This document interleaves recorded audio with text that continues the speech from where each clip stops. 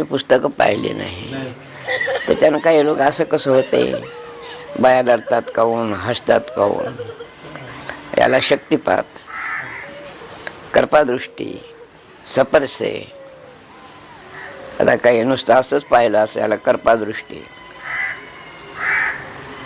तर त्या आत्म्याला एकदम ही आत्मशक्ती त्या डोळ्यात जाऊन त्याच्या अंतःकरणाला जाऊन हलवून देते. ह्याला कृपादृष्टी म्हणतात.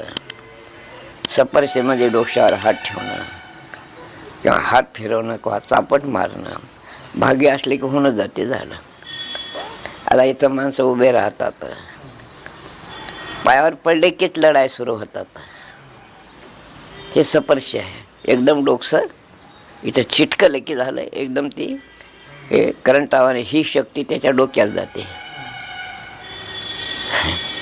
हे सपर्श दीक्षा.